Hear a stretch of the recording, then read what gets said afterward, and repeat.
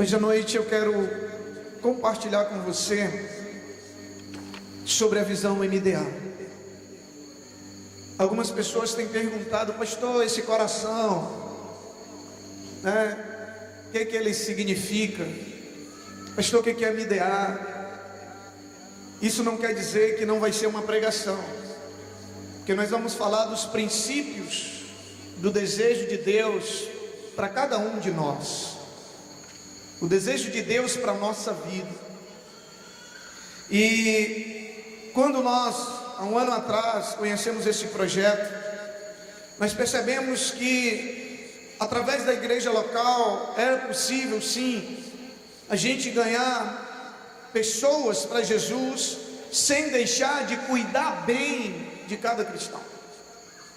Nós vivíamos um momento em que eu vinha buscando muito a Deus, porque nós ganhávamos pessoas, nem ganhávamos, nós conquistávamos, porque o diabo ele não entrega vidas de graça nas mãos do Senhor, mas a gente perdia essas pessoas porque faltava cuidado, e isso nos incomodava muito, e nós começamos a perceber alguns princípios nesse projeto, de que era possível sim você ter muitas pessoas na igreja e você não deixar de cuidar bem de cada uma delas. Porque, queridos, o desejo maior de Deus é de que os seus filhos sejam bem cuidados. O que Deus tem de mais precioso sobre a terra são pessoas. E o que Deus tem de mais precioso dentre as pessoas é o seu povo. A Bíblia fala de uma maneira muito especial acerca do povo de Israel. E como não cuidar bem do povo de Deus, como não cuidar bem de pessoas. E esse modelo ele prioriza o discipulado um a um. E também procura aproveitar algumas vantagens que a gente já vinha trabalhando, é tanto que a gente já tinha muitas coisas que vinham funcionando, mas a gente dizia: Senhor, é preciso cuidar melhor das pessoas. É preciso cuidar melhor. E por que MDA? MDA quer dizer modelo de discipulado apostólico, porque foi um modelo exercido por Jesus com seus apóstolos. Os princípios que Jesus adotou no discipulado com seus apóstolos, nós vamos ver nos textos bíblicos. E Jesus ele demonstrou que o discipulado ele era um conjunto de fatores, e não somente um fator em si, que levou a fazer com que aqueles 12 discípulos se tornassem homens capazes de levar o seu projeto de ganhar a humanidade para Cristo, para Ele, à frente. Jesus ficou apenas 3 anos com aqueles homens. Começou o ministério dele com 30 anos. E 3 anos depois, ele foi levado para o Pai. Durante 3 anos. E a gente percebe muitas vezes que pessoas estão nas igrejas há tanto tempo, 3 anos, 4 anos, 10 anos, e não adquirem um nível de maturidade, de crescimento desejado por Deus. Nós vemos que o discipulado era um conjunto de fatores como a convivência, investir tempo junto, além da convivência, também a questão, quando você está junto, aí você orar juntos, você aprender princípios junto, você transferir vida para o outro. E isso num grupo grande, ele não acontece. E aí a gente começa a entender por que Jesus, em alguns momentos, ele pegava um dos discípulos e ia para o monte. Pegava outro, botava 1, 2 no barco, ia para o meio do mar. E ele ficava sozinho ali com o seu discípulo. E aí a gente vai perceber por que em 3 anos, aqueles homens que Jesus pegou, homens analfabetos, pescadores, e durante 3 anos Jesus transformou-os em verdadeiros discípulos dele, capazes de levar o evangelho de uma maneira que chegou até nós, e ainda vai chegar muito longe ainda. E aí a gente vê depois de Jesus, os apóstolos e os líderes da igreja primitiva seguindo o mesmo modelo. Quando a gente lê o livro de Atos, que fala do início da igreja cristã, a gente percebe os mesmos princípios. A Bíblia diz que eles iam de 2 em 2, a Bíblia diz que eles se reuniam nas casas, que eles comiam junto, que eles tinham comunhão, que eles compartilhavam a palavra, que eles oravam uns pelos outros. E a Bíblia diz que a igreja primitiva crescia exponencialmente. Por quê? Porque os mesmos princípios estavam sendo adotados. E aí durante um tempo esses princípios foram ficando para trás. Em nenhum outro lugar, nós olhamos Jesus, ele tinha 12 discípulos. Mas em nenhum outro lugar você vê na Bíblia dizendo que cada um dos seus discípulos tinha 12. Mas diz que eles fizeram discípulos, o que nos mostra que os números são flexíveis. É lógico que a gente vive numa realidade onde pessoas têm agendas diferentes, têm ritmos de vida diferentes. Jesus lidava com pessoas diferentes. Jesus, ele tirava de cada um o melhor do seu potencial.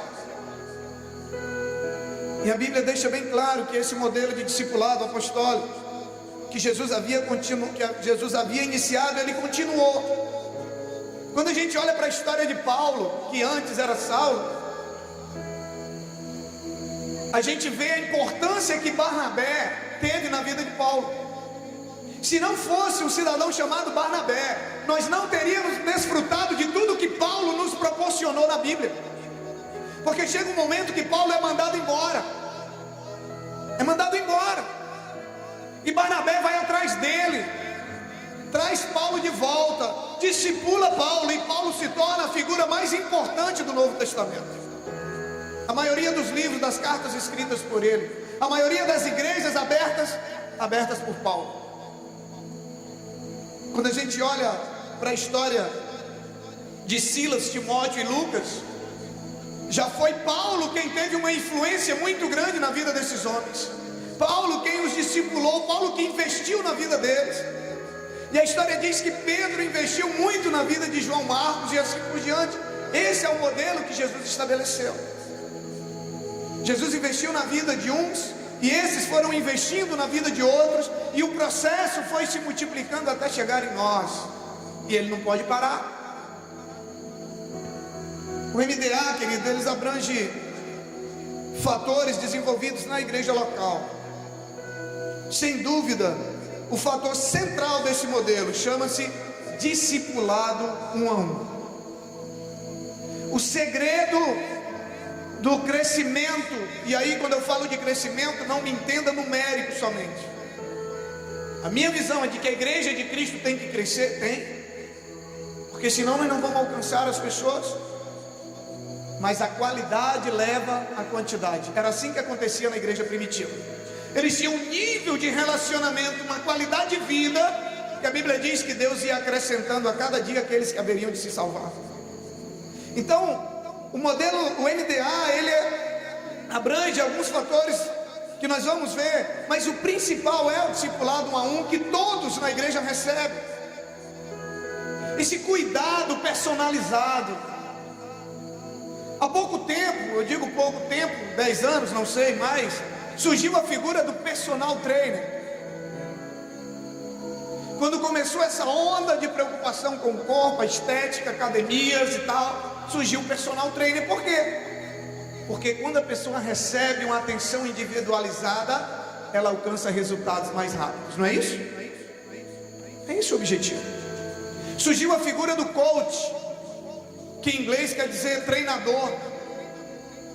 E as empresas começaram a contratar profissionais para treinar individualmente seus gerentes, aquelas pessoas que ocupam posições importantes dentro da empresa.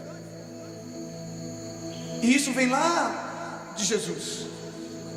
O discipulado 1 a 1 vai nos levar a alcançar o máximo do nosso potencial em Deus, o máximo do nosso potencial na nossa vida cristã, porque você recebe uma atenção personalizada, você recebe um cuidado individual.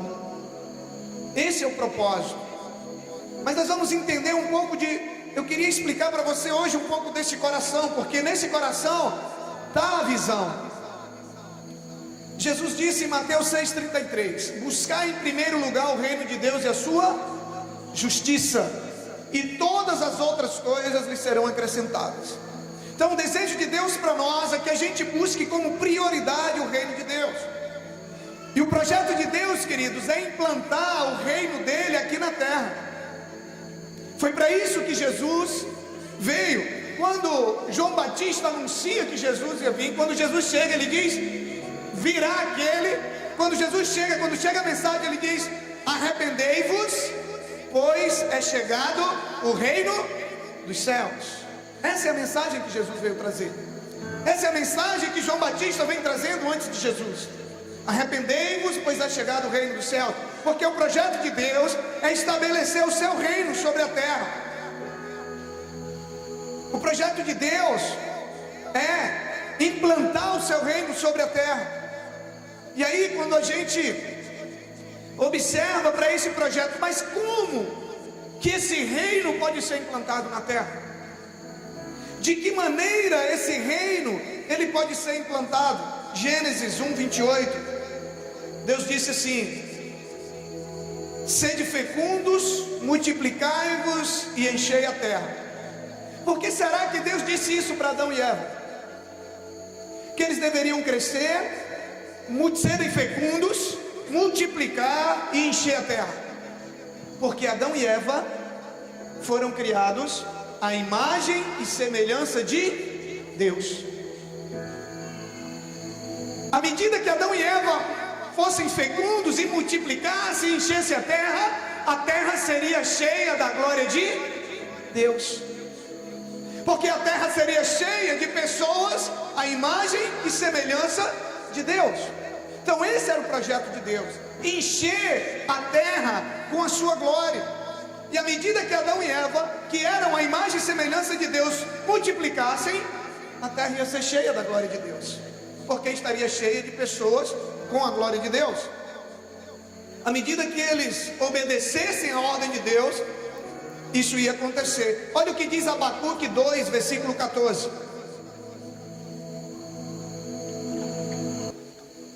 Abacuque 2,14: e a terra se encherá do conhecimento da glória do Senhor, como as águas enchem o mar. Esse é o desejo de Deus, que toda a terra fosse cheia da sua glória, cheia da sua presença, da mesma maneira que as águas cobrem o mar. E como que isso era possível? Adão e Eva, que estavam cheios da presença de Deus, se multiplicando sobre a terra. E aí Adão e Eva então desobedecem a Deus e são contaminados pelo pecado. Só que o plano de Deus, o plano original de Deus nunca mudou, querido. Nunca mudou. E aí mesmo que o homem natural, por causa do pecado hoje, o ser humano, a Bíblia diz que o ser humano já nasce em pecado.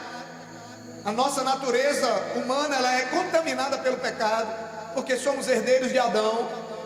Mas a Bíblia diz que quando nós nos convertemos, quando você nasce de novo, quando você é regenerado em Cristo, você passa novamente, a refletir a glória de Deus.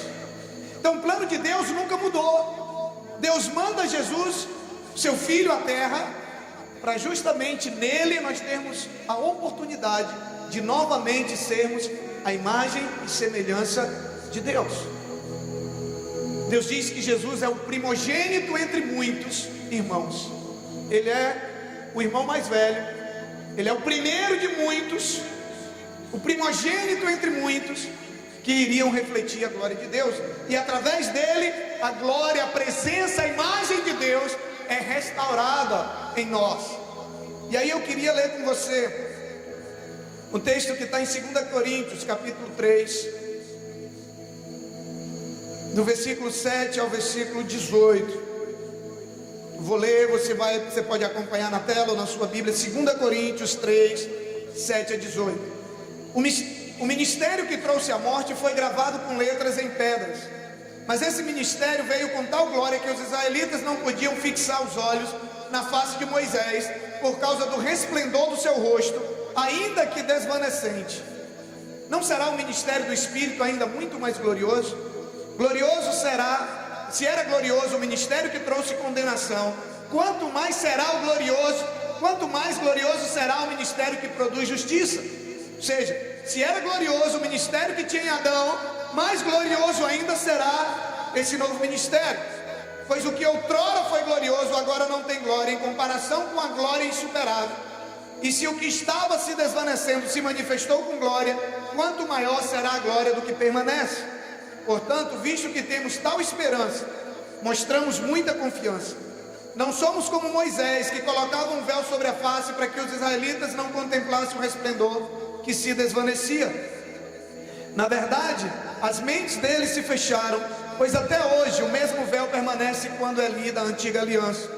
Não foi retirado, porque é somente em Cristo que ele é removido. De fato, até o dia de hoje, quando Moisés é lido, um véu cobre os seus corações. Mas quando alguém se converte ao Senhor, o véu é retirado. Ora, o Senhor é o Espírito, e onde está o Espírito do Senhor, ali é a liberdade.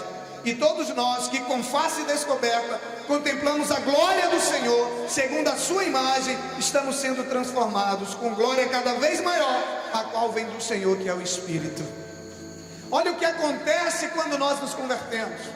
Moisés, quando ele teve o encontro com Deus no monte, quando ele vai descer do monte, o povo olhava para ele e não conseguia olhar, porque ele resplandecia a glória de Deus, a presença de Deus, e ele cobriu o seu rosto.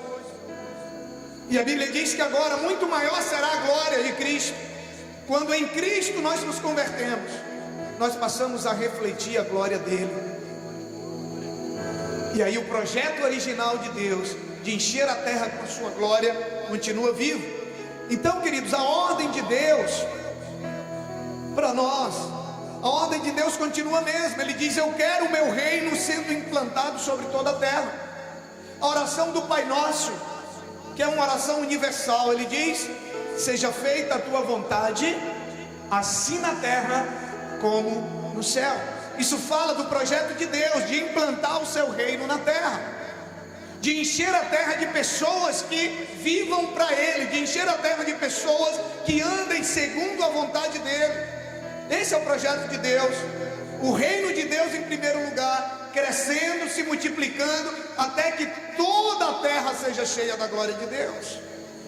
Então o projeto de Deus não foi por água abaixo quando Adão e Eva pecaram. Em Cristo Deus traz à tona novamente o seu projeto de encher a terra com a sua glória. E aí como então que nós vamos, em que contexto nós vamos buscar o reino de Deus? Na prática, como que esse projeto de Deus de implantar o seu reino sobre a terra vai se concretizar? Primeiro, querido, Jesus disse em Mateus 16:18, Jesus disse assim: eu edificarei a minha igreja, e as portas do inferno não prevalecerão contra ela. Jesus, em outra ocasião, ele disse assim: quem comigo não ajunta, espalha. Jesus estava falando que, e nós vamos ver alguns outros textos, mas Jesus ele deixa claro que o plano de implantar o reino dele sobre a terra vai se concretizar através da sua igreja na terra. E não é difícil de entender isso, porque quem vai espalhar a glória de Deus sobre a terra senão a igreja de Cristo, que é quem tem a glória e a presença de Deus. O mundo não tem, o mundo não conhece, como ele diz: o mundo não me conhece. Então a única pessoa, a única maneira do projeto do reino de Deus ser implantado sobre a terra é a igreja. A igreja de Cristo é a agência do reino de Deus na terra. A igreja de Cristo é a agência que Deus implantou na terra para estabelecer o seu reino aqui na terra, para implantar o seu reino aqui na terra. E aí quando nós olhamos, pode colocar o coração, quando nós olhamos para esse coração, o que ele significa? Essa parte azul é o reino de Deus, que é o projeto de Deus implantar o reino dele sobre a terra. E como que isso vai acontecer? O que está no coração? O que está no coração do reino de Deus? Qual é o coração do reino de Deus? A igreja global do Senhor Jesus. Antes a gente falava, quando a gente ia se referir a todos os cristãos no mundo, a gente chamava de igreja universal, mas aí criaram uma denominação com esse nome.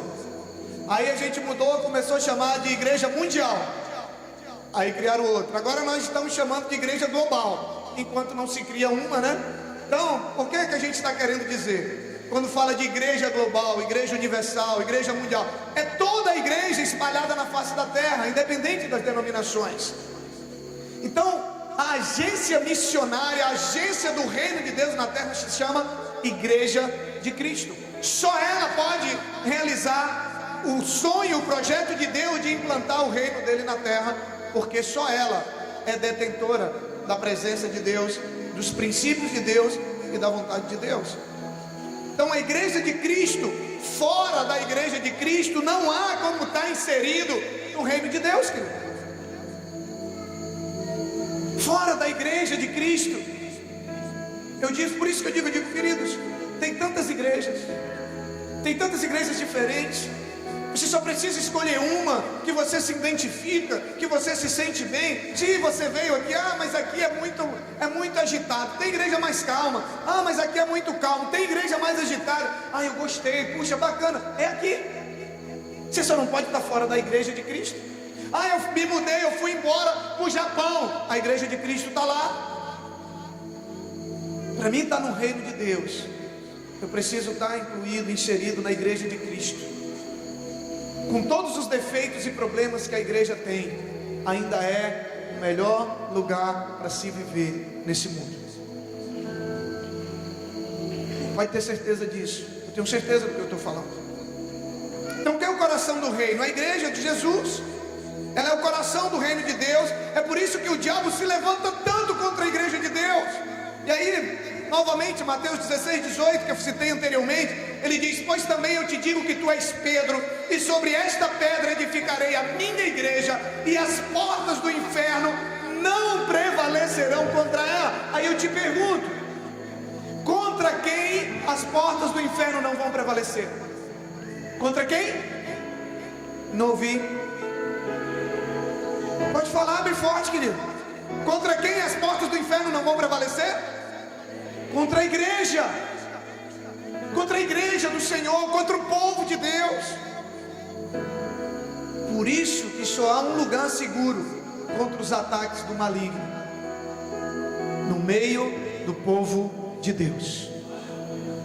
Só um lugar seguro no meio do povo de Deus. Jesus disse: as portas do inferno não prevalecerão contra a minha igreja. E aí, qual é o coração, da igreja global, dessa igreja? O que que monta, o que foge a palavra? O que forma a igreja global, a igreja de Cristo na terra? E aí a gente olha então para a igreja local.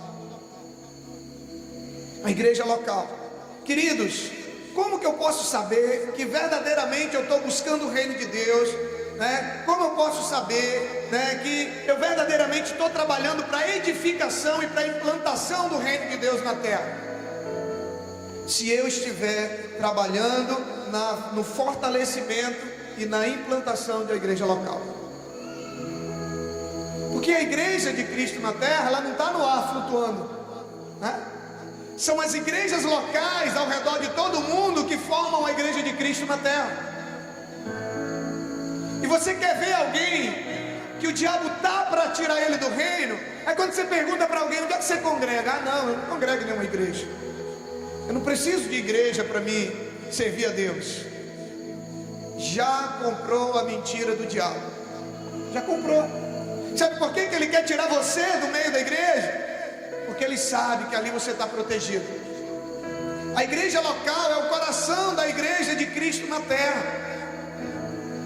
Se eu não estiver edificando a igreja local, eu não estou edificando a igreja global. E se eu não estiver edificando a igreja global, eu não estou edificando o reino sobre a terra. A Bíblia fala muito mais acerca da igreja local do que da igreja global. Muito mais da igreja local. E aí aquela grande pergunta: nós estamos trabalhando com Deus ou contra Deus? O que nós estamos trabalhando? Talvez muitos nem saibam, mas quem não está inserido num projeto de uma igreja local, você está trabalhando contra Deus. Jesus disse: quem comigo não ajunta, espalha. Ele está dizendo assim: quem não ajuda, atrapalha.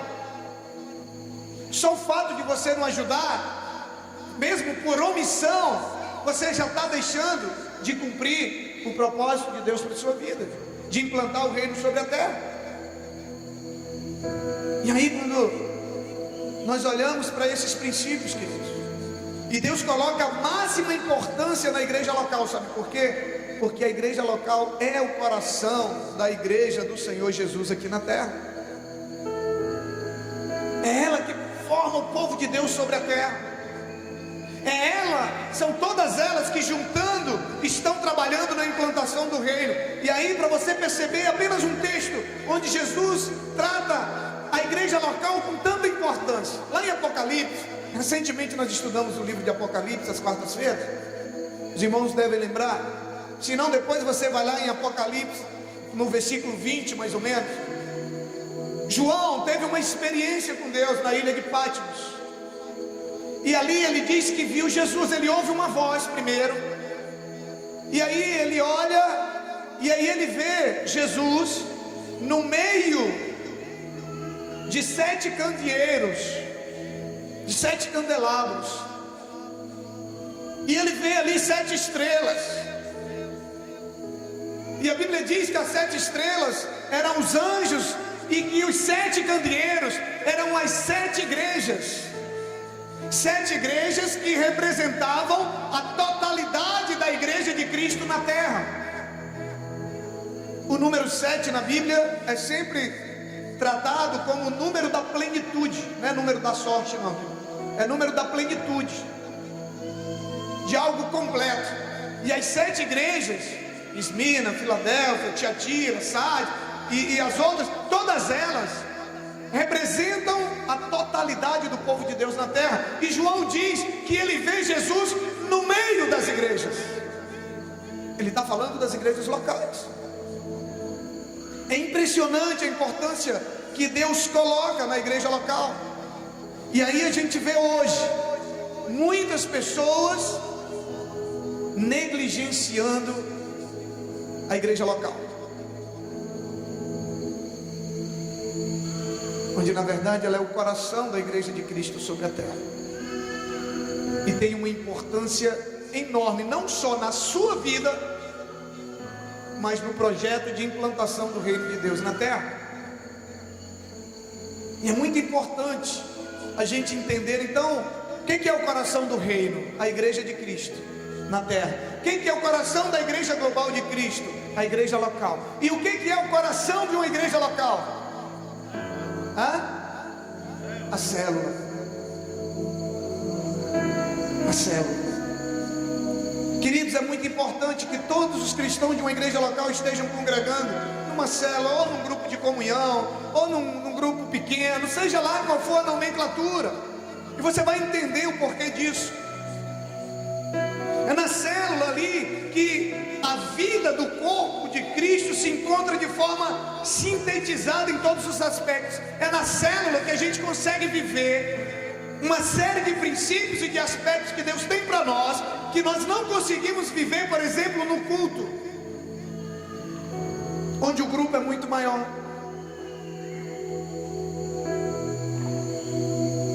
A célula, quando uma célula está reunida, preste bem atenção.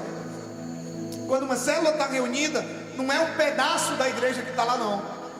É a igreja de Cristo na sua plenitude que está lá. É a igreja. Jesus disse que onde tivesse 2 ou mais reunidos no nome dele, o que ia acontecer? Ele estaria presente. Na célula tem louvor, na célula tem adoração, na célula tem intercessão, na célula tem oração, na célula tem comunhão, na célula tem a palavra. É a igreja. A célula, se você tirar uma célula do nosso corpo, e você levar para um laboratório, numa célula, o que é uma célula, querido, do nosso corpo? É a menor parte do nosso organismo, não é isso? Biologia, né? Primeiro grau ainda. A célula, menor parte do nosso corpo. Se você pegar uma célula e levar no laboratório, nela estão contidas todas as informações do nosso organismo, desde o cabelo à planta do pé. Você sabia disso? Tirei uma célula aqui do braço, só vai ter informação do braço. Qualquer lugar que você tirar, tem informação do corpo inteiro. Assim é a célula da igreja. Uma célula não é um pedaço da igreja para cá, outro pedaço, não. A célula, nós vamos ver no Novo Testamento, na igreja de Atos, era a igreja no lar. É um princípio que Deus está restaurando. A igreja nas casas, a igreja tendo comunhão, a igreja sendo uma comunidade, a igreja deixando de ser um clube social, onde as pessoas se encontram uma, duas vezes por semana, sentam do mesmo lado, não sabem quem são e depois vão embora. É Deus restaurando princípios da igreja como família, a igreja como um corpo, a igreja no lar, não é um pedaço da igreja, é a igreja nas casas.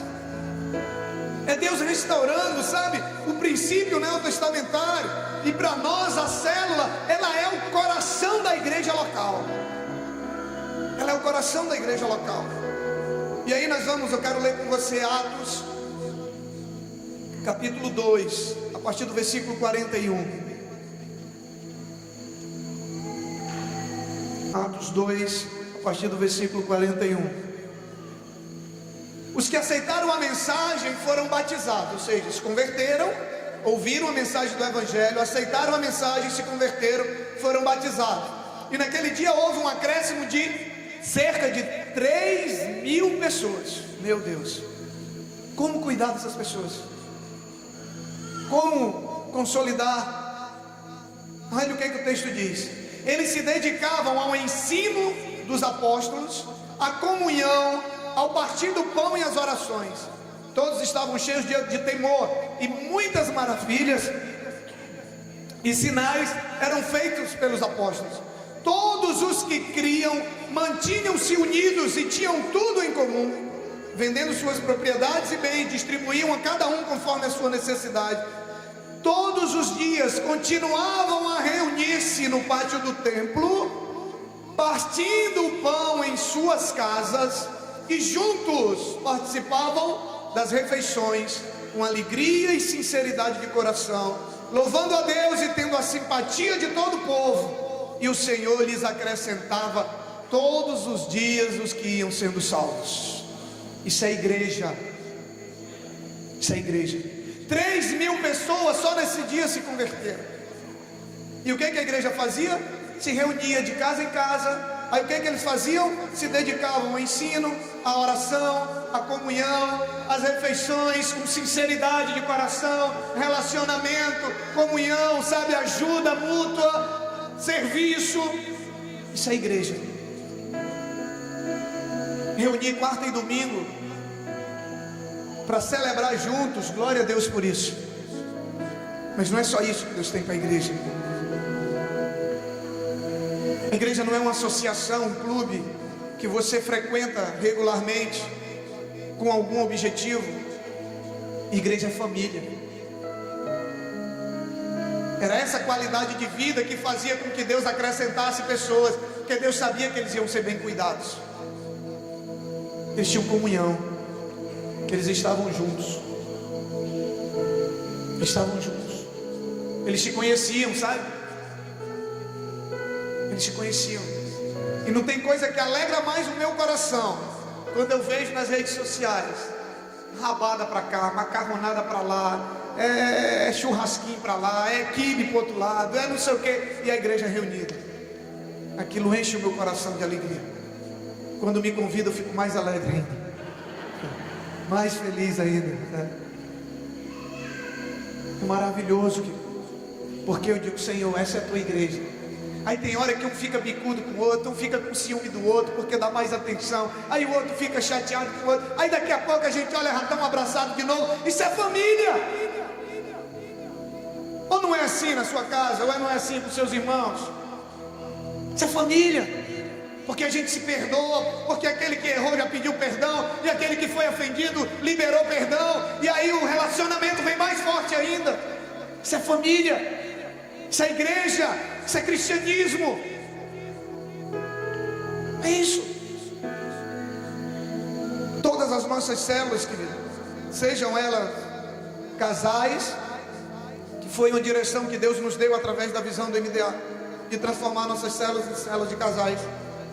E Deus tem feito coisas tremendas tremendas.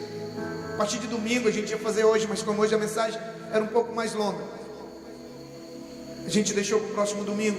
Testemunhos do que Deus está fazendo nas células. Nós temos as células de casais, onde os casais vão lá e um casal vai discipular o casal, e tem a comunhão, e tem a oração. E temos as células dos solteiros. E Deus tem feito. E na célula, querida, é um lugar de crescimento. Na célula você cresce verticalmente, ou seja, na sua vida de intimidade com Deus, porque lá você é desafiado a orar. As redes que montam as células, que formam as células, toda semana tem uma rede responsável de 10 às 11 da noite orando na igreja. Todas as células, uma semana é a rede Fruto do Espírito, e todas as células daquela rede vão para lá, pelo menos são convidadas. Você cresce verticalmente na tua vida de intimidade com Deus. Você cresce horizontalmente, cresce por lado também, que você come muito, né? Mas cresce também em comunhão. Você faz novos amigos. As pesquisas dizem que 90% das pessoas que não fazem amizade na igreja volta para o mundo, volta para o pecado, porque o ser humano é um ser social, gregário. Você tem seus amigos lá, suas amizades. Se você vem para a igreja, você não faz novos amigos, você vai voltar para lá, você não vai viver no espaço, sozinho. É na célula, no grupo menor, que você vai desenvolver relacionamentos mais duradouros, mais consolidados, mais sólidos. Você cresce horizontalmente, aumenta o seu número de amigos, e você cresce exteriormente, ou seja, as células se multiplicam. Quem aqui conheceu a igreja através de uma célula? Levante a mão. Falei. E essa célula começa a ganhar novas pessoas, começam a conquistar novas pessoas, e daqui a pouco elas se multiplicam, assim como as células do nosso corpo. E elas vão se multiplicando. Sabe como nós começamos a comunidade batista? Com uma célula, eu, minha esposa e mais 3 casais. Hoje nós temos quase 50 células. E em novembro nós vamos fazer a nossa festa de multiplicação. E a nossa meta é em novembro nós chegarmos a 100 células para a glória de Deus. Amém, queridos? 100 células. Cada uma se multiplica uma vez. Para você ganhar, você conquistar uma pessoa para Jesus até o final do ano. Será que está demais? Será que está forçado demais? E as células vão se multiplicando. E aí o que acontece quando as células vão se multiplicando, queridos? O reino de Deus vai sendo implantado sobre a terra.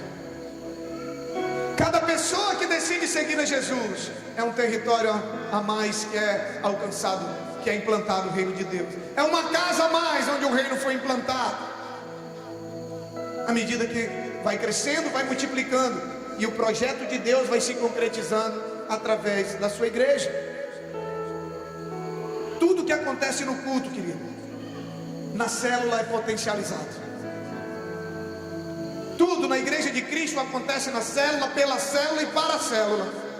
Porque é ali que as pessoas cuidam melhor umas das outras. É ali que você vai ser cuidado de maneira mais eficiente. É ali que você vai receber um cuidado personalizado. É ali que você vai receber pessoas para você cuidar. É ali. E quando a gente se reunir para celebrar o Senhor, para prestar a Ele o nosso culto, mas é na célula que o reino de Deus vai se multiplicando. Então o que é o coração da igreja local, queridos? Célula. Você pode perceber que todo esforço cristão para implantar o reino de Deus na terra, ele deve resultar em priorizar. Quando eu estou edificando a célula, eu estou edificando a igreja local, eu estou edificando a igreja global, e eu estou edificando o reino de Deus sobre a terra. E o que é o coração da célula?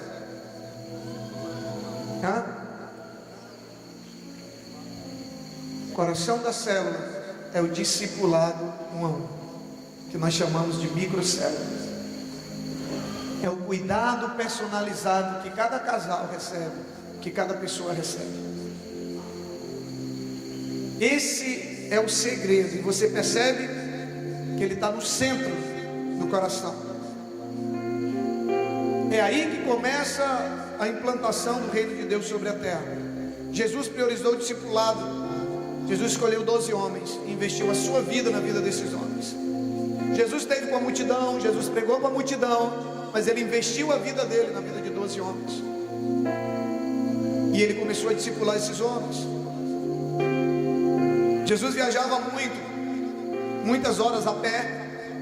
E a gente percebe em vários momentos que Jesus, durante a sua caminhada com os discípulos, ele ia discipulando. Hoje eu estava almoçando com meu filho, o Mateus e o Jonathan, meus outros 2 filhos que Deus me deu. Nós estávamos almoçando só nós 4. E eu comecei a conversar com eles sobre alguns princípios do reino. E ali eu estava discipulando eles, ensinando para eles algumas coisas sobre a vida. Isso é discipulado, transferência de vida. Não é simplesmente você sentar e dar um estudo bíblico, não. Jesus andava com os discípulos, numa caminhada de uma cidade para outra, ele ia conversando, ele ia discipulando. Mas ele focou individualmente. Ele aproveitava bem o tempo discipulando. Tem um americano chamado Carl Horton, que ele fez doutorado em crescimento de igrejas. E ele, numa pesquisa, ele chegou à conclusão, uma pesquisa feita no mundo inteiro, que 90% das pessoas bem-sucedidas na vida cristã, eu falo bem-sucedido, que se converteu, que caminhou, que cresceu, que se tornou uma pessoa madura, que assumiu suas responsabilidades como cristão, que levou o evangelho, que cumpriu a sua carreira, como diz Paulo, né? 90% dessas pessoas foram formadas no discipulado 1 a 1, individualmente. Não é difícil para nós entender isso, né? Se você está dando aula para 3 pessoas, a assimilação daqueles 3 vai ser uma. Se você está numa sala com 40 alunos, o nível de assimilação já cai. Com 60, muito menos. Se você tem uma atenção personalizada, você vai estourar na sua vida cristã para a glória de Deus. Você vai crescer, você vai se tornar aquilo que Deus sonhou para você. Você vai alcançar o máximo do seu potencial em Deus. E esse é o projeto de Deus. E esse discipulado, ele acontece no contexto da própria célula. E aí você vai estar junto na célula, você vai estar junto no culto, você vai estar junto nas comunhões, você vai estar junto na escola. E vocês vão ter esse relacionamento particularizado. E querido, discipulado é proteção, discipulado é crescimento, discipulado é cuidado. Discípulo não é para estar, como que eu posso dizer, não é para estar batendo. Discipulador não é para estar batendo discípulo, não. Como diz o pastor Eibe, aí não é discipulado, é discipaulada. Discipulado é amor, é cuidado. Sabe qual é o papel do discípulo, do discipulador? É ajudar você a alcançar o máximo do seu potencial. Seu discipulador, o papel dele é lhe servir. Ele servir é cuidar bem de você. É cuidar bem de você. E quando nós olhamos para o que Jesus fez com aqueles 12 homens, nós percebemos a importância do discipulado na nossa vida, para podermos vencer o pecado. Tem pessoas que estão há tantos anos na igreja e não conseguem vencer determinadas áreas da sua vida, porque estão caminhando sozinho no meio da multidão. Discipulado 1 a 1 é um instrumento de cura, é um instrumento de proteção para nós. E Jesus nos deixou essa comissão. Eu falei na quarta-feira passada no nosso culto, Jesus não veio para chamar e para formar membros de igreja. Jesus veio para formar discipuladores. Quando Jesus reúne os discípulos, ele deixa a grande comissão. Ele disse: ide e fazei discípulos. Quem é que faz discípulos? Quem é que forma um discípulo? Discipulador. É o papel do discipulador. E Jesus nos manda fazer discípulos e não membros de igreja. Jesus nos manda fazer discípulos e não novos convertidos. Jesus nos manda cuidar. Ele diz: olha, pregue o evangelho. Aquele que se converter, batize em nome do Pai, do Filho e do Espírito Santo. Ensine aquilo que eu lhe ensinei. Isso é discipulado. E diz: cuide.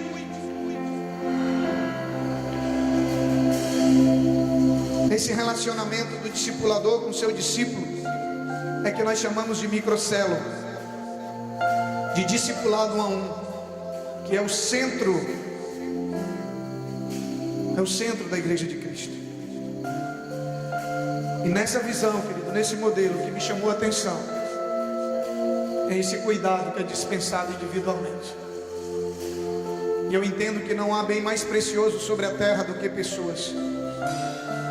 Não há investimento maior que nós possamos fazer na nossa vida do que investir em pessoas. Hoje usam-se as pessoas e amam-se as coisas, mas o desejo de Deus é de que a gente use as coisas e amemos as pessoas. Esse é o desejo de Deus. E nesse projeto, cada cristão deve estar trabalhando para a implantação do reino de Deus sobre a terra, mas através de uma igreja local, participando de uma célula, sendo discipulado a um e discipulando outros. Aí nós estaremos no centro da vontade de Deus. Centro da vontade de Deus para a nossa vida. E aí a Bíblia diz que as portas do inferno não prevalecerão contra a igreja do Senhor. Muitas pessoas têm sido presas fáceis do inimigo, sabe por quê? Porque têm andado sozinhos e desprotegidos. Preste bem atenção. Você está no centro daquele coração. Olha quantas camadas o diabo vai ter que romper para chegar em você. Preste atenção. É por isso que o diabo coloca tanta dificuldade no seu coração, para você não querer discipulado, para você não querer, discipular ninguém, porque ele não quer ninguém sendo cuidado, ele quer as pessoas vulneráveis. É isso que ele quer. Quando nós estamos no centro da vontade de Deus, nós estamos protegidos, nós estamos guardados. Você tem o reino de Deus, você tem a igreja do Senhor Jesus, você tem a igreja local onde você tem um pastor, você tem uma célula onde você tem um líder, você tem um discipulado onde você tem um discipulador. No mínimo aqui você tem 3 pessoas se preocupando com você. 3 pessoas, no mínimo, para cuidar de você. Se 3 não der conta, a gente arruma mais. Você vai ser cuidado. Porque você é o que Deus tem de mais precioso sobre a terra. E você é o que nós temos de mais precioso nessa igreja. Para nós, o que há de mais precioso numa igreja são vocês. E esse é o nosso desejo de cuidar bem, porque esse também é o desejo de Deus. Amém, queridos?